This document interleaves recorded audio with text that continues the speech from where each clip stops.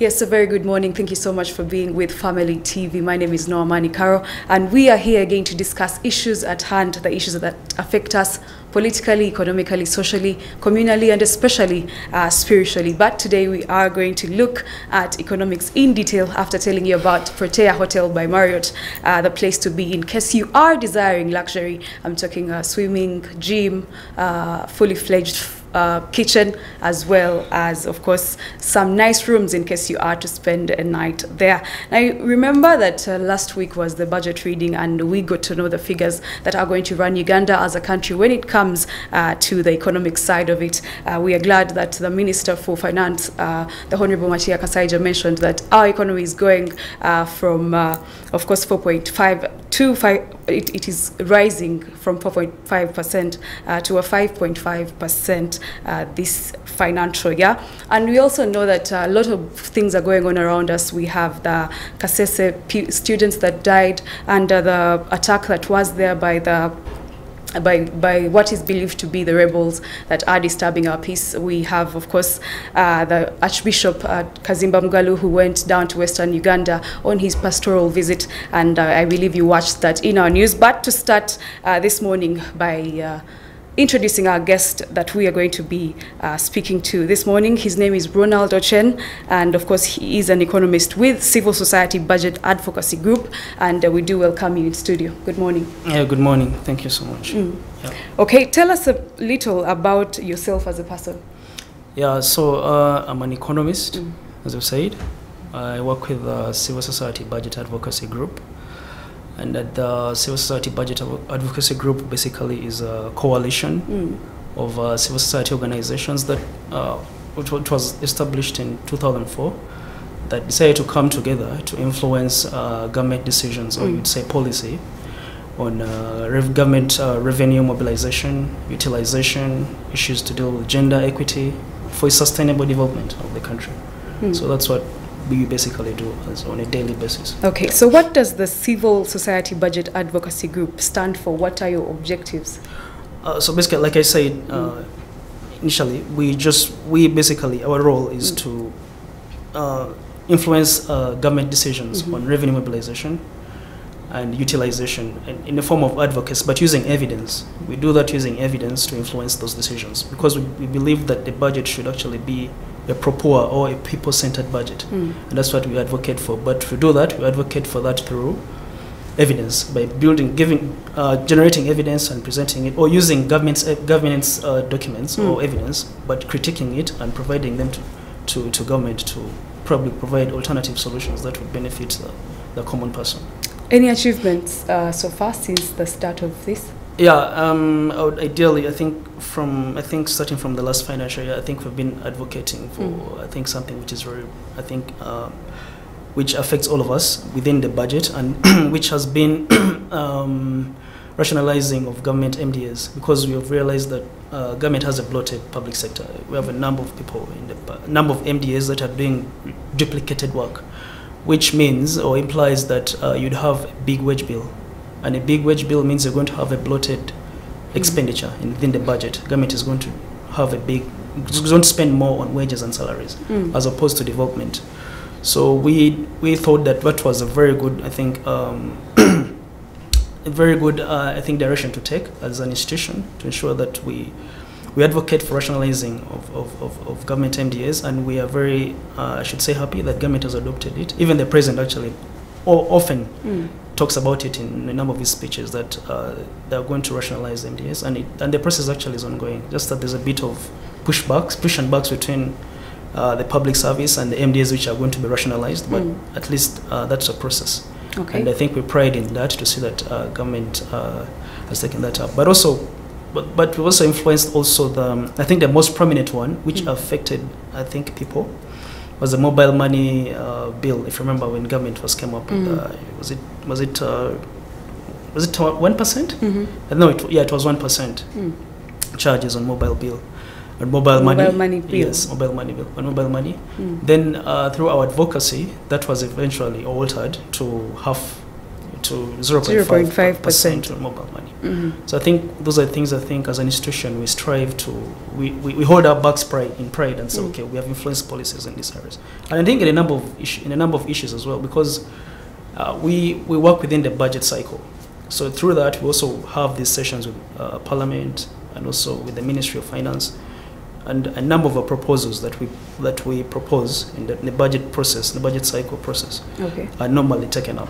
So I think we pride in that as an institution, so that we're influencing proper centered budgets. All right.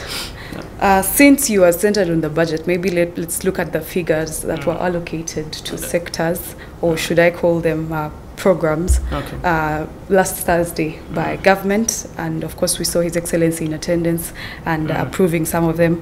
But to start with, there were priority sectors this time around. Just before we get to the priority sectors, it seems the way that the figures were allocated have changed a lot from the previous years. Yeah. What has changed? What change have you noticed? Yeah, first of all, the previous financial year, okay, we are still in that financial year because it's ending this month. Then we shall start a new financial year as of 1st of July. So the budget, first of all, one critical thing I think to note is that the budget increased from about 48 trillion to now 52.7 trillion, which is about an 8% increase from that. So that ideally means that you're having a number of especially the priority sectors. You're having a number of the allocations that are increasing. For example, I would say that, for example, human capital development. Yes. I think last financial year it was about 9.5 trillion. It's now increased to 9.7 trillion. Yes. Governance and security also, I think, increased. Then to 7 trillion. Yes, to 9.7 trillion.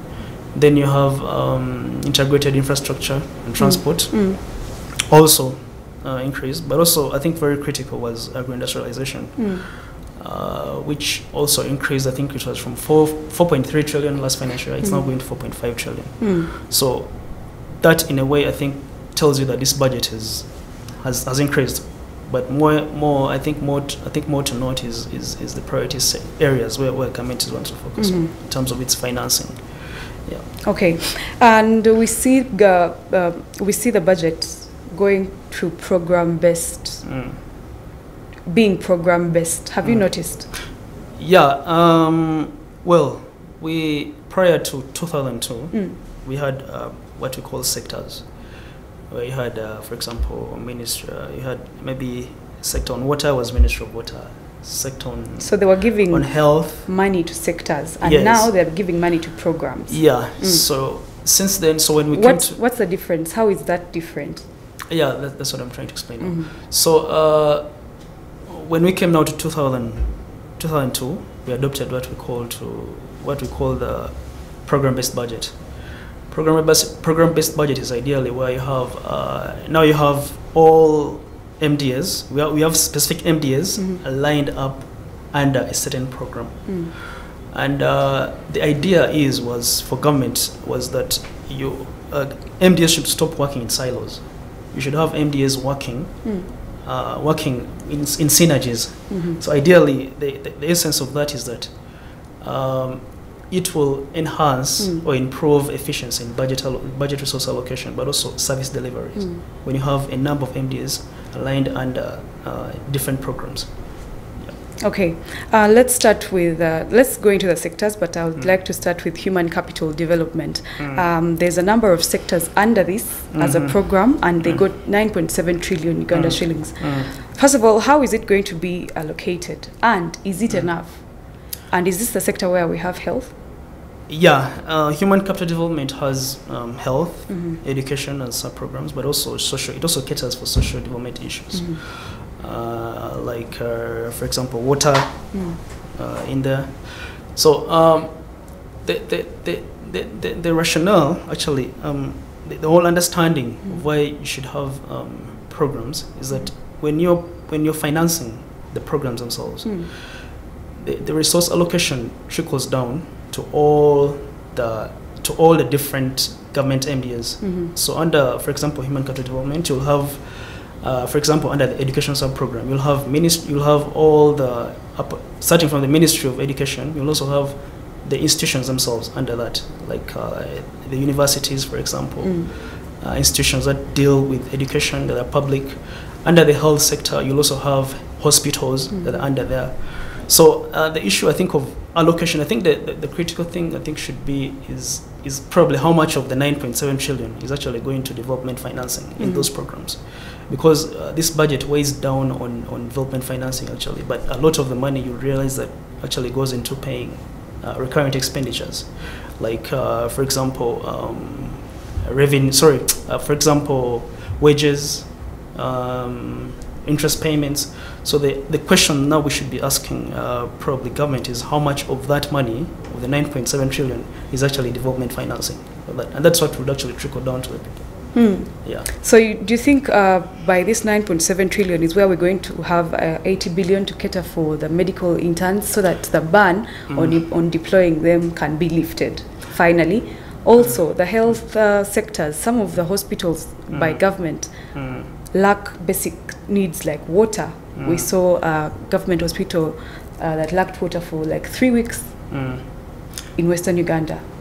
Okay, yeah, that's, I think, crucial to note. But yeah, ideally, within the next financial year budget, I think the minister clearly came out and said that they are going, after the payroll audit, they will recruit and redeploy interns, medical interns. But also, after the payroll audit, they're also going to lift the ban on recruitment in the education sector.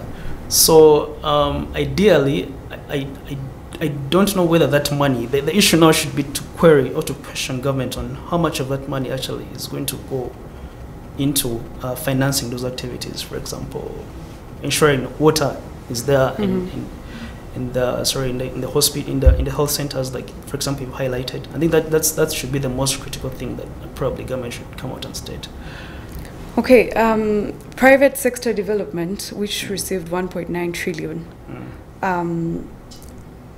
What is the private sector for now? How can you explain private sector to a person who might not understand it? And how are we going to see this money causing a positive change to this sector?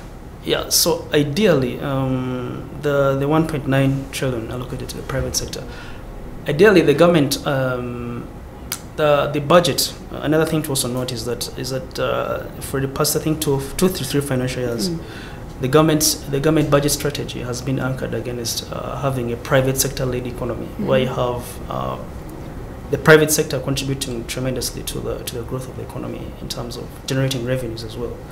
So the thing should be, what are you then going to do to ensure that you have a private sector-led economy? You need to build capacity of the private sector, and I think some of the strands that government is taking is prioritizing resources to the private sector by giving them more money, but also I think diversifying on the resources that they locate in the private sector, and in the ultimate goal should be that the private sector should eventually be self-sustaining, to contribute tremendously to the growth of the economy, ideally to have a growth-led economy, a private sector-led economy in the long term.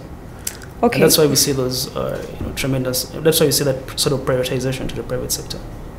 You talked of capacity building. When you talk about private sector, of course, we're looking at people who don't directly earn from government, people who are not employed by government, maybe people who have their businesses out there. First of all, as an economist, how should government increase on the money that they get from private sector? How should government increase the revenue paid by government sector, by private sector, to increase the economy? Oh, okay. Ideally, maybe just another thing to note is that the private sector in itself, for it to be able to generate revenues,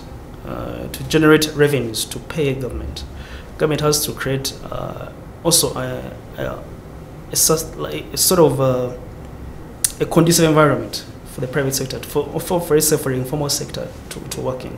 Because right now we have a very large informal sector, and that is why we have that's why our tax revenue collections are very low. We normally never hit our tax revenue collections, and that is because we have a very narrow tax base, which means if we were to broaden, if we were to generate more tax revenues in the long term, we need to, again, the thing I said, build the capacity of the private sector. We need to informalize the formal sector because it's way too big, and its potential generate. We need to formalize the informal sector. Yeah, and its potential to actually generate tremendous revenues for government is enormous.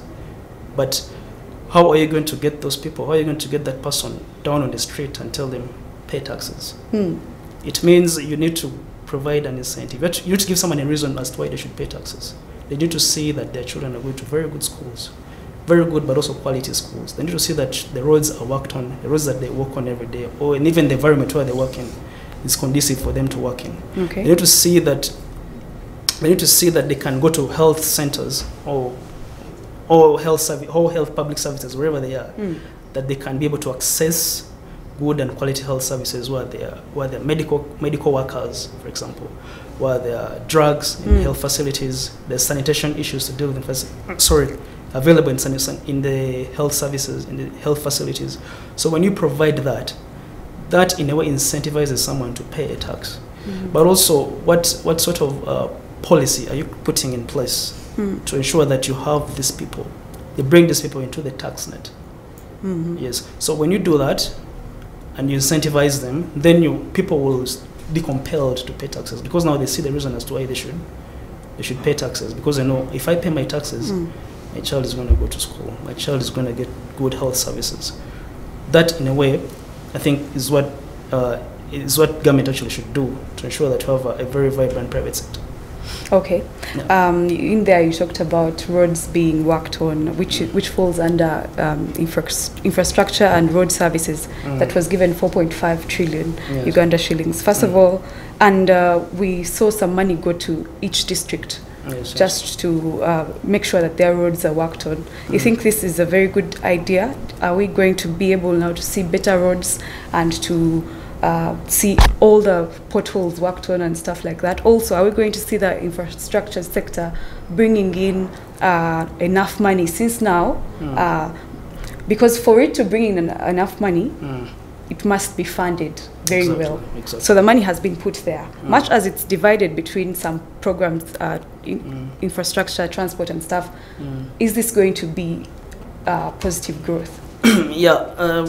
The reason why, there's probably one thing to note, is that the reason why we don't get enough dividends from our investment, public investment, infrastructure, is that we normally run into what we call project cost overruns. Cost overruns, yeah. Yes. Basically, government borrows money without planning for what it's going to invest or without going through a number of processes. For example, procurement processes that are going to be taken to ensure that they procure, for example, a contractor to work on the road as well. So because of that, government ends up normally hitting what they call project cost overruns, where you're now hitting more than what you had budgeted for. So in other words, you're going back to demand for more money. In other words, you might actually what normally happens is that government again goes to the markets to borrow money to finance that gap, the financing gap that has been created because of lack of planning initially. So that's why we see that a number of our projects, infrastructure projects, actually don't yield the sufficient revenues. Like the payback period is much, much longer. You have a road, like for example, the Northern Bypass taking like over 10 years to construct. So when do you expect that road to start paying back the debt that it has gotten? So I mean, even if government increases the budget to infrastructure in integrated transport services, as long as some of those issues are not dealt with, I think we will not get the payback from what government is investing. But also one thing to note is, to be grateful to government. What government has instituted recently is what they call the integrated bank of projects, where now all the different MDAs that are going to have projects actually put their projects there. The projects are vetted, monitored, and before actually they get the financing, the project should have passed through all that criteria, and then it gets financing. And then after that, because that criteria actually is envisaged that you would even have to know, it will even the government will even know when that project actually is going to, infrastructure project, for example, a road, is going to bring back that money within which period. So I think you're saying government is supposed to know when that road should. Ideally, the ideal thing is that if, because now government has adopted what they call the integrated bank of projects, where all those projects now, with all projects that are done by the different ministries, departments, and agencies, are going to be taken. It's like a bank where you drop the projects.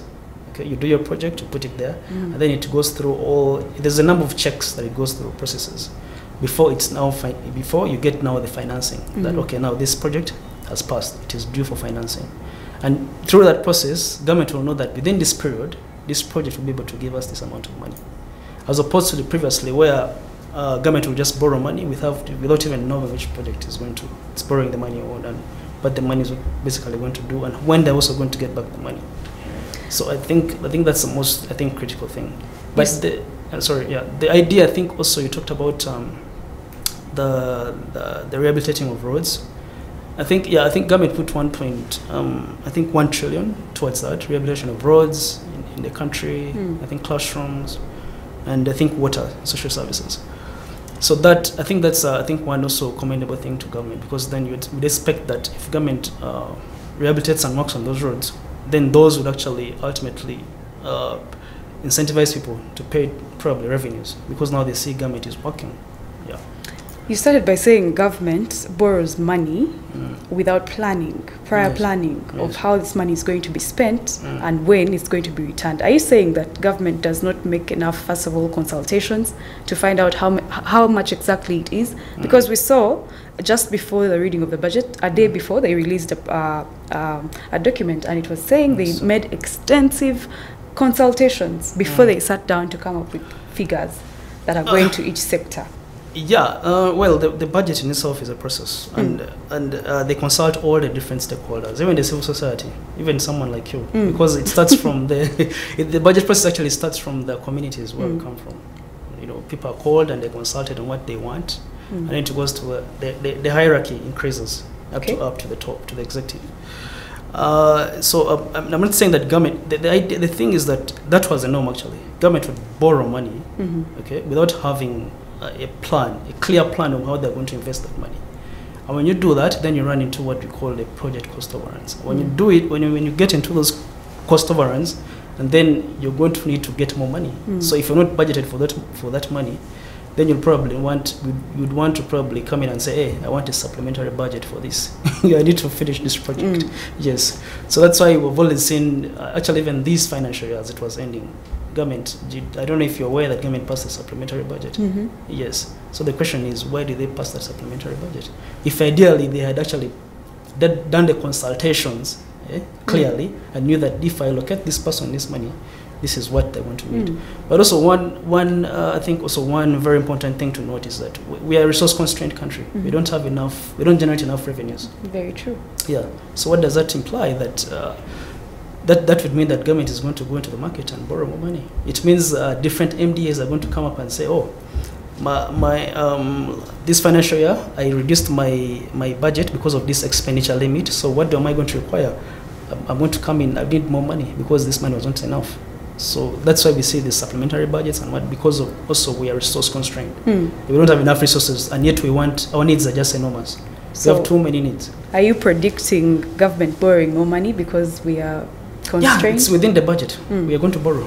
We're going to borrow more money. I think about 2 trillion. There's about 3.5 trillion. I think from the domestic market, and about 8 trillion from external market. Yeah, that is very well and clear. We are going to borrow more money, and we are also going to finance paying the debt that we borrowed. So you're saying that we are going to, as a country, you're predicting a future where we are still going to borrow more money in the next financial years, not just this one. Yes, it's very clear, written out in the budget. We're going to borrow more money, and our debt actually. If you look at the debt stock, it's now 80.6 trillion. Yeah, yes. It's just surging. Okay, but also it's important to also, you know, we need to give credit where it's due as well. We also take some of I think the direction that government is taking towards reducing the expenditure. For example, Government is cutting on the workshops government is doing. They're not procuring cars in the next financial years. They're cutting on the trips of government officials. Yes. So that in a way is, and that's also part of our advocacy actually that we're doing. As yes, advocate for government to cut in its bloated expenditure, because when it does that, and those are like the intermediate things that government should be doing, or also what government should actually be doing now. There are those long-term ones that will address the debt issue, but those intermediate ones like cutting, for example, the workshops that you're doing, the number of vehicles you're buying, people taking field trips abroad, public servants. But I thought we would see a clear picture of if the expenses are cut in a way that government officials are not traveling out of the country and they're not getting new cars. Can we see how much the cars cost? And if it's been cut, then where will that money go? Ideally, yeah, because these are cars that cost over hundreds of millions. So where is that 100 million going? Is it going to solve the water problem we have in hospitals? Do you think there's a clear of what the money is going to do? Yeah, ideally that should be, I think, the spirit or the plan. I think ideally, I think that's what the PS and the minister probably envisage, that when they cut that, because ideally when they cut of that, then that money is probably going to go and finance other activities. And I would want to imagine that probably as a result of those cuts, probably that's why we see an increase in, for example, how much is going to maybe in the social sectors like human capital development, but also agro-industrialization.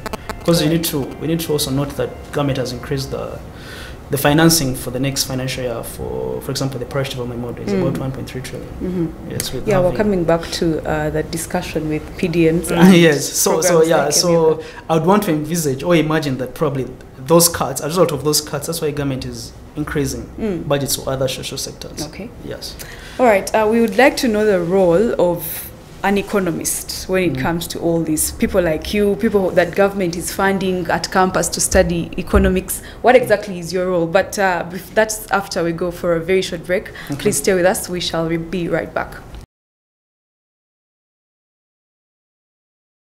Yes, we're back with issues at hand. We're trying to understand how exactly the budget affects us as a country and affects you as an individual as well. What exactly is going to be done about the money that we still need to fund some of the things that, of course, need funding. Also, the money that was cut off the parliamentarians' budgets, e.g. The money that was supposed to help them go to trips outside the country, purchase new vehicles. Where is that money going to go? We're not yet sure, and we are trying to dissect all of that and, of course, bring you a very detailed and informed point of view when it comes to the budget. I'm with an economist in studio, and we are trying to get the answers that we need from him. I'd like to start from where we stopped. We were talking about how exactly the human capital development that has received 9.7 trillion Uganda shillings is going to be able to bring returns and build the government's economy and, of course, economy for Uganda as a whole. When I talk about human capital development, there is what we call building skills within our Ugandans. For example, the way South Korea did it and invested in human capital development, and they were able to get people who are skilled enough to build cars, to put up phones. Is it happening in Uganda here? Are we seeing a Uganda where people are coming from the university and starting factories producing these phones, producing cars, or producing other vital objects like those ones? Since we are basing on human capital development, yes, as a priority in this budget? Yeah, one, of course, ideally, that's the strategy of government, to ensure that we build a highly resourced and skilled human capital, and it's clearly even highlighted within our national development plan. The idea is that there's always been this skills mismatch. Or mismatch between skills and the jobs that are there, and that's why I think government decided that they should, I think, change the curriculum a bit to conform to the market trends, that people get out of the university and have the sort of skills to be able to then be more productive or generate jobs or, for example, generate products and services that can eventually contribute to the growth of the economy.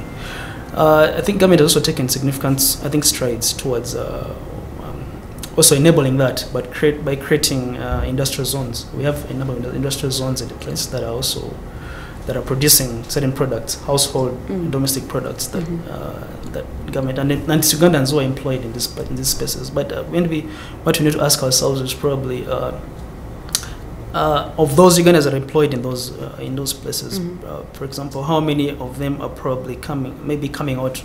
What kind of skills did they, for example, get from universities that they're taking on into those institutions, or are these people who actually got in and they're trained on job and probably they're doing much more menial work than actually the more technical work?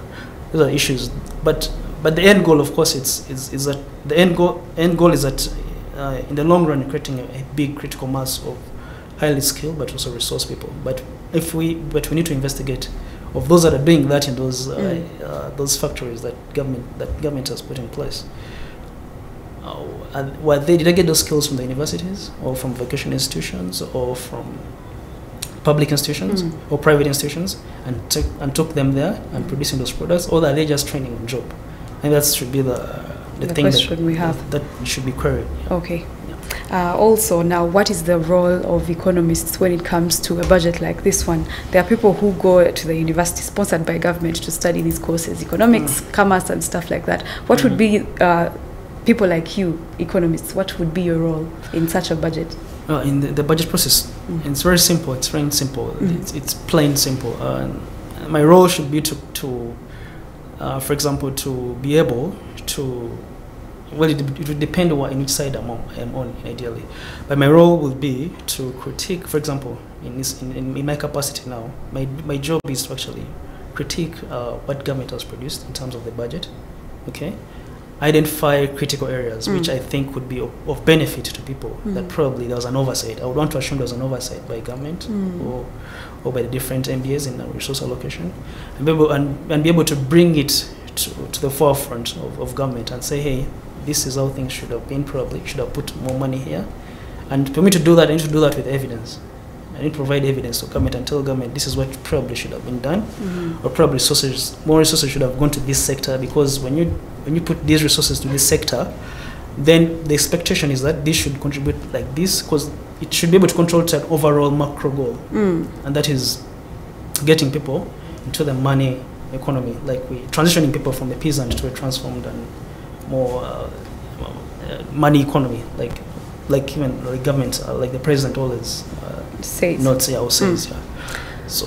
So yeah, but also my role would be like to a part of that, but also to advise government, right, on what. Actually, I thought the advice would come before the budget is read, so they can have an informed perspective. Yes, ideally, yeah. Of course, we also have those sessions where we advise not on the parliament through the budget process, because we work as an institution at CSBAG. We work within the budget process, from the grassroots down to the national level. So we influence the advisory and policies. But you see, the budget is everyone is a stakeholder. Parliament is a stakeholder. Civil society, the executive is a stakeholder. So everyone is trying to fight to get something within the budget, or an allocation within the budget. So my role will probably stop at advising the policymakers at Parliament, and then for them they will be able to now decide what they want to adopt based on what I've advised. Okay. Yes. Let's take a look at the different government programs. In it we have the parish development models and Emyoga. Now, in support of the pro-people budget, of course, we saw government allocating 1.1 trillion shillings to PDM to boost income job creation, but also by last year, more than 590 billion had been distributed to 10,000 or more parishes nationwide, and of course distributed also 249 billion to 6,700 circles by March this year. And so I'd just like to understand, first of all, is there enough sensitization, in your opinion, given to the people receiving this money? Do they have enough training for them to get the money and then do what exactly the money is supposed to do? Are we getting any positive effect from the parish development model? Well, maybe from the start, I think we also need to appreciate government that they've allocated that amount of money, and the spirit of wanting to bring as many people, as many people, many poor people, let me put it like that, many disenfranchised people into the money market. We need to appreciate that spirit and commend government on that. But notwithstanding, first, there are a number of challenges that are within the parish development model. And one of them is that government has focused more on the financial inclusion pillar, giving people money. Okay?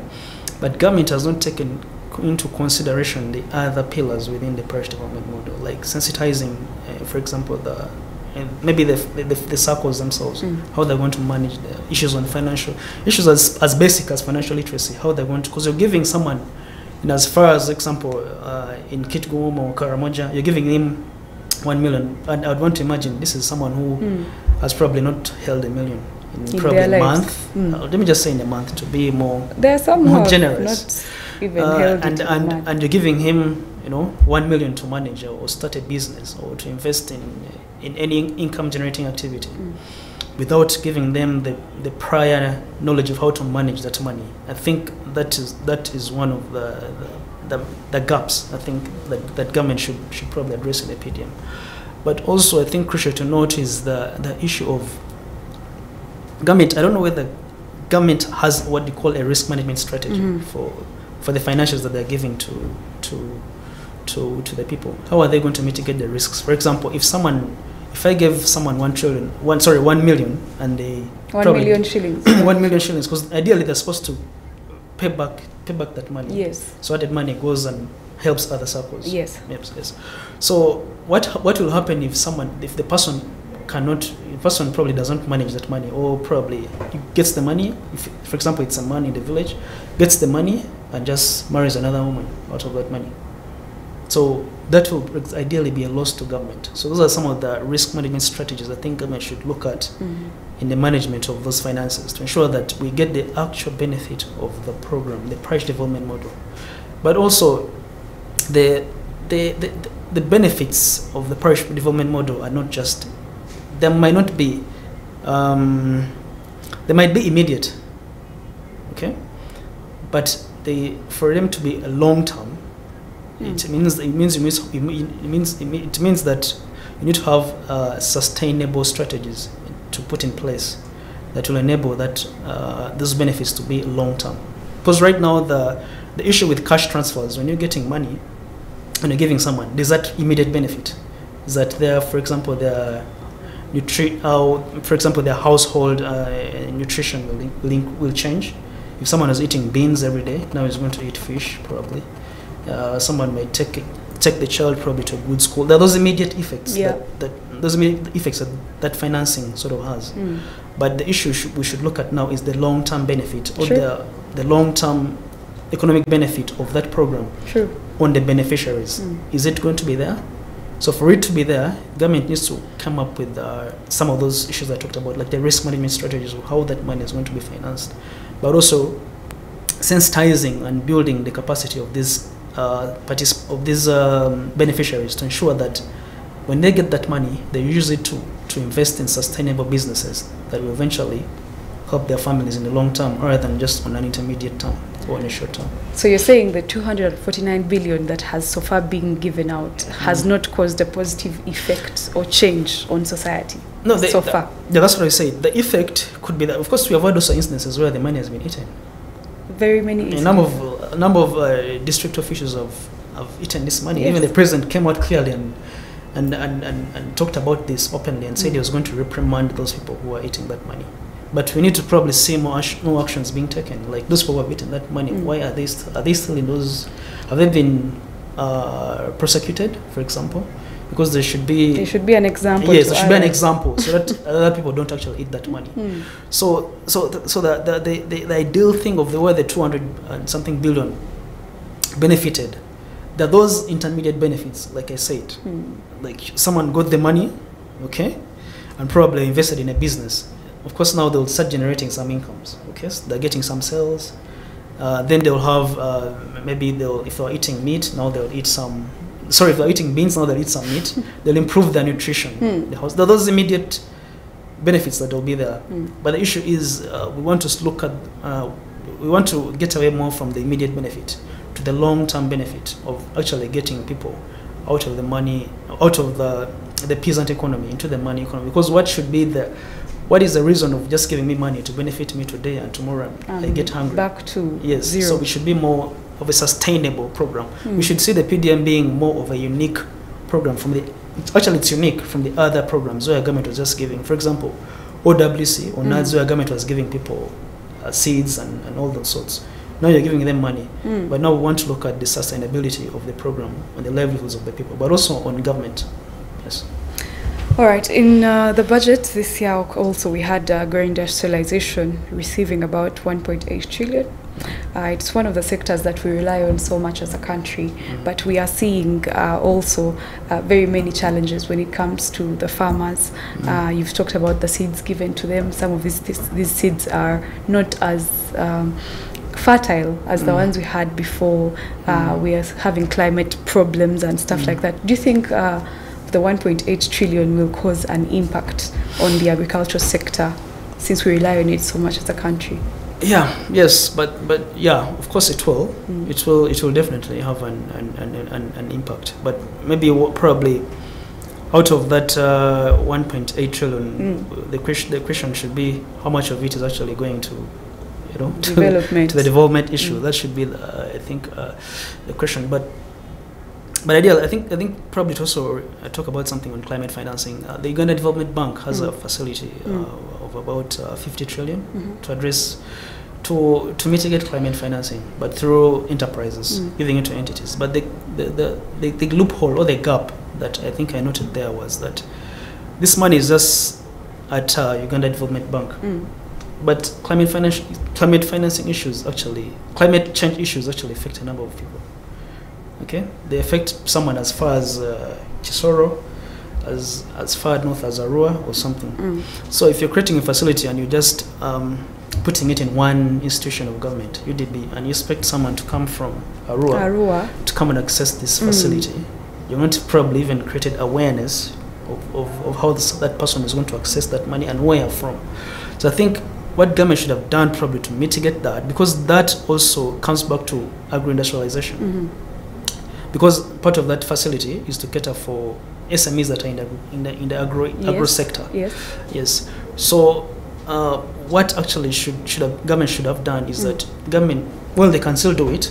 They can still get that money, okay, and decentralize it across the different across the banking sector, in the commercial banks and microfinance within the country, to enable people to access that fund, because that fund will eventually help them mitigate climate change in their business workings or operations, but also contribute to, and also complement the financing that has gone to the agro-industrialization sector program. Okay, let's go to security and governance, and of course how the security has been currently. We are seeing it receive 22.6 billion, which was allocated to this sector.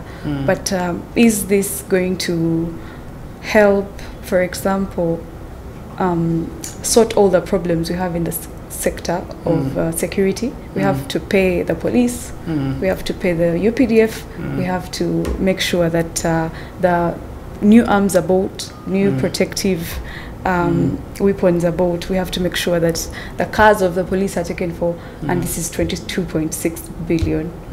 Will this finish all our problems? Okay, the other, I think, priority for government in the next financial year is governance and security, and that's clear. That's very clear. Even the minister came out and said that, because it is believed that when you have a stable, well, ideally that's the ideal thing. When you have a stable and peaceful country, then you're going to have a number of investments coming in from place. You'll have a vibrant private sector. You'll be able to come to work every day. Yeah, very true. So what should be the focus anyway? So of that money in security, where should the focus go? Well, yeah, the focus should be, of course, if you'd ask me, I think the focus should be on, first of all, the livelihoods of of the Staff of the sub members of as the well. sub of the this the how do I call them, the workers, or sorry, the forces. Yeah, we've seen issues of, you know, we've seen issues being highlighted in the news of dilapidated infrastructure. The issues that should be, I think, addressed with the forces. I think those are the immediate issues that should be addressed. But also, government also, the Ministry of Defense always comes up with classified expenditures, budgets, that no one ever knows, but the ministry itself. No one ever knows. So probably, I would expect probably more of that money should be going into addressing security and governance issues. So whether that money that allocated will have an impact, will have an impact on addressing the issues within probably security, I would want to imagine so. Plus the classified budgets. All right. Yes. So we saw a pandemic of COVID-19 take 2 years of our economy backwards. Yes. And we had grown to a 4.6. We had grown by 4.6% in terms of economy, and of course we are yet to grow to 5.5%. Yeah. Do you think this is possible or achievable in the year that is starting on 1st July?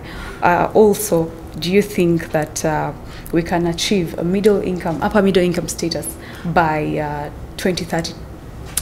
Let me start with the issue, the first thing you talked about, the growth of 4.6%. Yes, the growth. Yeah, we're now growing at 5%. Yes, as a country, and this is attributable to a number of factors, a number of interventions government has put in place to ensure that we get here, to mitigate us from the external shocks that we had, like the Ukraine war, which resulted into increase in prices of commodities. So we've gotten back to attaining, we've attained a 5% GDP growth in the country, and we project to, by the end of financial year, we project to have about 7% of growth in the country. That's if things remain as they are. We don't have any COVID-19 coming back and all of that. We don't have any of those shocks. We shall achieve that 7% growth. Then the next, the follow-up question was middle income. The middle income status. Whether we shall achieve a middle income status. Our per capita GDP, I think, is about 1,000 and about 1,000 something Uganda shillings. US dollars per annum. Yes. So whether we shall achieve a middle income status, we need to be able to achieve a middle income status, we need to address a number of issues that are within the our national development program. Yes, and those are some of the issues are raising as a result of inadequate financing towards our national development program. Because in the next financial year, we have a budget of 52.7 trillion, but the NDP, the budget for the NDP for the next financial year is about 84.4 trillion. So that's a difference of about 31 something trillion. The difference between that. So if we keep having these financing gaps, then we might not actually, it might take us a bit longer to make it to a middle income status. But we've already made the lower middle income status. That one already acted. But now getting into the middle income status, I think there's need to do a lot more than that. Yes. Okay. We need to increase our financing to the NDP. All right. Talking about the public debt that we had already talked about, yes. I would like to ask about you. You remember that some countries are pulling foreign aid away from us because, of course, we passed the anti-homosexuality bill. Do you think we are able to stand as a country, as an economy, without help, without foreign aid, without help from other people outside? Yes, I think any country is able to do that. If only you reduce your appetite for expending, and especially on spending on unnecessary. If only you reduce your. If only government reduces its appetite for expenditure on unnecessary things, and that's why earlier on I said that government is cutting on a number of those issues, like the workshops, buying cars every financial year, and taking people abroad to for trips and whatever. The government is cutting down on that. So if we reduce more on that, okay, and then we need to complement that with enhancing our domestic revenue collections. We need to have strategies that enhance or increase revenue collection domestically. And when we do that and complement it with reducing our expenditure, then we shall reduce our debt over the long term, and we shall see the debt actually going down. But also, borrowing isn't a bad thing actually. Every country borrows globally. Every country, even the US, borrows. But the question is, what are you borrowing the money for? Are you borrowing the money to pay salaries and wages because you have a bloated public service, or you're borrowing to invest in projects or infrastructure projects or projects that are going to improve the lives of the people, and but also return. are going to generate more revenues for the country? So if you're going to do that, then that's okay, you can borrow. But also, what are your options of borrowing? Are you going for high interest loans in the market, or you're trying to diversify your borrowing by looking for concessional loans, for example, or you're diversifying your borrowing by looking for example, climate financing loans? Because these are out there, and they're there for governments to tap into, because the interest rates are much lesser than what would be the market rate. So that are some, I think, the strategies that government, I think, is taking to reduce the debt burden. Okay. Yes. Lastly, let's look at taxes. For domestic revenue collection, of course, to increase, the tax base must increase. Exactly. How are we going to do that? And also, there are new taxes. Just briefly, as we wind up, there are new taxes that have been introduced. Are we able to handle those? And first of all, what are they, and how are we able to handle those? Yes. Yeah. I think the new taxes that I think Parliament passed, like the taxes on digital, the VAT on digital services for those that are out of the country, on services, but also people or entities, that those that are out of the country and those that are here. Excise duty on unsaturated alcohol, like for example the local brewed alcohol, which we don't often find in the supermarkets, but it's taken, and government has also put an excise duty on that. And the other tax, I think, was on the 10% tax on agent mobile banking. Money. Sorry, on agent banking, to complement actually what government was taxing mobile money. So government felt that it was only fair that they also put a tax on agent banking. Yes, because the taxes should be fair. That's the principle or the canon of a tax. Everyone should be able to pay the tax. Yes. So whether it should be an effect, whenever government, every financial year, government has tax policies that they pass, that they bring to the table before Parliament. That okay, this is what we intend to the budget. For example, this is the budget that we have, but this is the strategy that we have of financing that budget. The strategy is the tax policies. So whenever government, by the time the department, the Ministry of Finance, that's the tax policy department, by the time it has come up with those policies, they've already done all there's not what we don't see as a public. They've already done the estimations, the forecasts, they've done all the assumptions, and they know that when we raise this amount of revenue, it's going to generate this amount. When Parliament or government passes these policies, they're going to generate this amount of revenues. And that is the premise on which they come out and say, for example, we want 29 trillion this financial year from Uganda Revenue Authority. But now the question is, does Uganda Revenue Authority have the capacity to collect that tax revenue? That's the number one question. And we have often seen that Uganda Revenue Authority always falls short of its tax revenue targets. Every month, you always find that they've failed to meet a target, just a monthly target, because that's the stock of what they should be collect. For example, this next financial year, they're supposed to collect 29 trillion domestic revenues. But to reach that, they must have a monthly target of what they should collect. But quite often they always miss their targets, monthly targets in tax revenue collections. So if you're always missing your target, how are you going to realize that revenue?